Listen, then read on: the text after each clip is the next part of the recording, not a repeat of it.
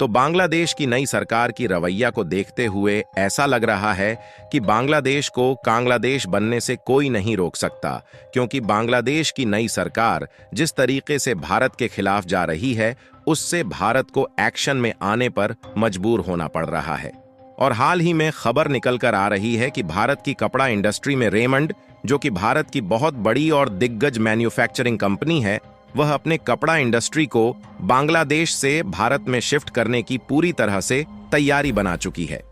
इस खबर को सुनने से बांग्लादेश की नई सरकार के पैरों तले जमीन खिसक गई है, क्योंकि यह कंपनी बांग्लादेश के लिए बहुत ही फायदेमंद थी और इससे बांग्लादेश मिलियंस ऑफ डॉलर में कमाई कर रहा था। और इसी कंपनी की वजह से बांग्लादेश की ब्रांड वैल्यू दुनिया भर के कई देशों में बनी हुई थी। आपको बता दें कि इस कंपनी के प्रोडक्शन यूनिट को बांग्लादेश से भारत में शिफ्ट करते ही बांग्लादेश की टेक्सटाइल इंडस्ट्री को मिट्टी में मिलने में देर नहीं लगेगी, क्योंकि बताया जा रहा है कि इसी कंपनी की वजह से बांग्लादेश के हजारों लोगों की रोजी रोटी चल रही थी। और इस कंपनी के भारत में शिफ्ट होने से बांग्लादेश को एक बहुत बड़े संकट का सामना करना पड़ सकता है, क्योंकि वैसे भी इस समय बांग्लादेश फाइनेंशियल क्राइसिस से जूझ रहा है।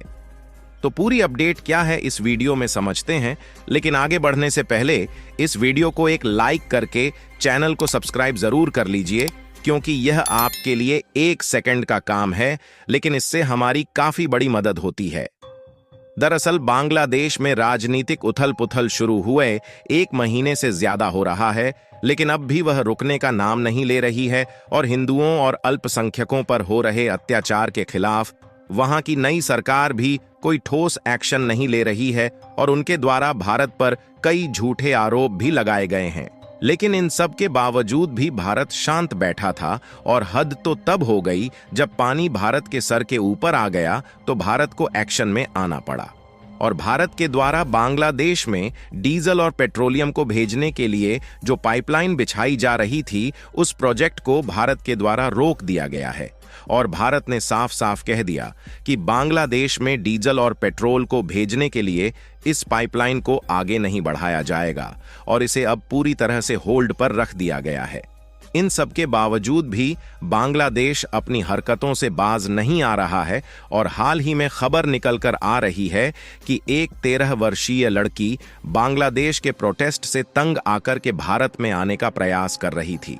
जैसा कि आपको पता ही होगा कि बॉर्डर की सुरक्षा के लिए बॉर्डर पर भारत द्वारा BSF यानी कि बॉर्डर सिक्योरिटी फोर्स तैनात रहती है और वह भारत में घुसपैठियों को घुसने से रुकती है, और दूसरी तरफ बांग्लादेश की तरफ से बॉर्डर गार्ड ऑफ बांग्लादेश अपनी बॉर्डर की निगरानी करता रहता है। इस बीच वह लड़की बांग्लादेश से भारत में घुसने का प्रयास कर रही थी, तभी कहीं से एक गोली चलती है और उस लड़की की मृत्यु हो जाती है। इसका कोई सटीक अनुमान नहीं है कि गोली कहां से चली,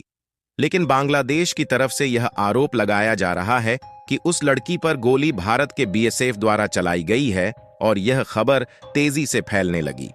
हालांकि मामले से अवगत एक BSF अधिकारी ने कहा, शुरू में BGB ने शव वापस लेने से इनकार कर दिया। उन्होंने कहा कि वह बांग्लादेश की नहीं है और हो सकता है कि उसे भारत में सुरक्षा बलों ने मार दिया हो, लेकिन हमारी जांच से पता चला कि वह बांग्लादेश के कलौरा पुलिस स्टेशन क्षेत्र की रहने वाली थी। उन्होंने कहा, सबसे अधिक संभावना है कि उसे गोली मारी गई थी और वह शून्य रेखा पर गिरने से पहले कुछ मीटर तक भागने में सफल रही,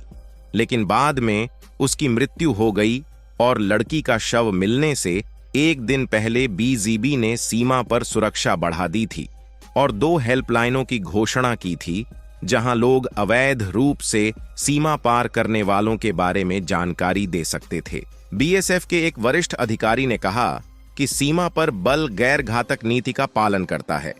नाम न बताने की शर्त पर अधिकारी ने दावा किया कि लड़की को BGB ने गोली मार दी।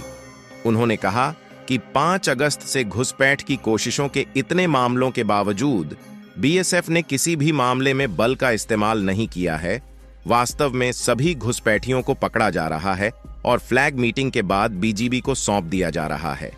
लेकिन इसके बावजूद भी बांग्लादेश का कहना है कि गोली भारत के बीएसएफ ने चलाई है, इससे आप अंदाजा लगा सकते हैं कि बांग्लादेश किस तरीके से भारत पर झूठा आरोप लगा रहा है और अपने द्वारा की गई गलती को भारत के सर पर थोप रहा है। इन्हीं सब घटनाओं को देखते हुए बांग्लादेश में जो टेक्सटाइल फैक्ट्रियां थीं, वह भारत में शिफ्ट होने की तैयारी कर रही है और इसी बीच भारत की रेमंड कंपनी, जो कि बांग्लादेश में बड़े लेवल पर टेक्सटाइल मैन्युफैक्चर करती थी, उसने पूरी तरह से विचार बना लिया है कि वह अब बांग्लादेश में टेक्सटाइल इंडस्ट्री में मैन्युफैक्चरिंग नहीं करेगी और वह भारत में शिफ्ट होने वाली है। और केवल यही एक भारत की टेक्सटाइल कंपनी नहीं है जो कि भारत में शिफ्ट होने वाली है, बल्कि टेक्सटाइल मैन्युफैक्चरिंग की जो छोटी मोटी कंपनियां हैं, वह भी भारत में शिफ्ट होने की पूरी तरह से तैयारी बना ली है। आपको बता दें कि रेमंड अपनी क्वालिटी और गारमेंट्स फुटवियर वाले प्रोडक्ट में दुनिया भर में अपनी पहचान को बनाकर रखा है।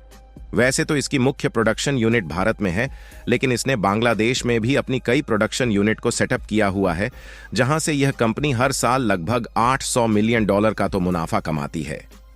आपको बता दें कि बांग्लादेश, जो दुनिया भर में गारमेंट्स और टेक्सटाइल एक्सपोर्टर के मामले में अपना पहचान बनाए हुए हैं, वह इन्हीं कंपनियों के बदौलत है।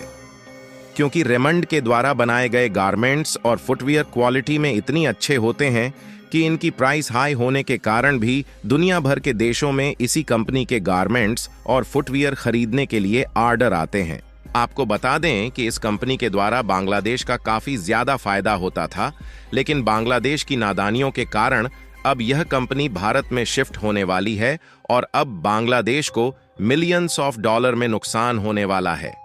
और वह भी ऐसे समय पर जब बांग्लादेश का हालात पूरी तरह से बिगड़ चुका है और अपनी अर्थव्यवस्था को संभालने के लिए उनके पास पैसे तक भी नहीं है। इसीलिए बांग्लादेश के भारत विरोधी लोग और वहां की अंतरिम सरकार के द्वारा इस खबर को सुनते ही उन सब के पैरों तले जमीन खिसक गई, क्योंकि बांग्लादेश को यह अच्छी तरह मालूम है कि इन्हीं कंपनियों के कारण बांग्लादेश की अर्थव्यवस्था सुधर सकती है, और यदि यह कंपनी भारत चली गई तो उनका दोबारा से अपनी अर्थव्यवस्था को सुधारना काफी ज्यादा मुश्किल हो जाएगा। क्योंकि बांग्लादेश चाहे जितनी चीनी कंपनियों को अपने देश में बुलाकर प्रोडक्शन यूनिट सेटअप करे, लेकिन इससे बांग्लादेश का घाटा ही होने वाला है, क्योंकि यह कंपनियां कुछ दिन तक बांग्लादेश में अपने प्रोडक्शन यूनिट को चलाएंगे। उसके बाद बांग्लादेश का नाम यूज करके अपनी झोली भरेंगे और बांग्लादेश को लूट कर चली जाएगी। बाकी आपको क्या लगता है कि बांग्लादेश के द्वारा लगाए गए भारत पर आरोप सच है या नहीं? अपनी राय कमेंट में जरूर बताएं और इस वीडियो को एक लाइक करके अपने मित्रों तक शेयर जरूर करें ताकि उन्हें भी जानकारी मिल सके। इसी तरह और भी नॉलेजेबल वीडियो देखने के लिए चैनल को सब्सक्राइब करके बेल आइकन को ऑल पर जरूर सेलेक्ट करें। जय श्री राम।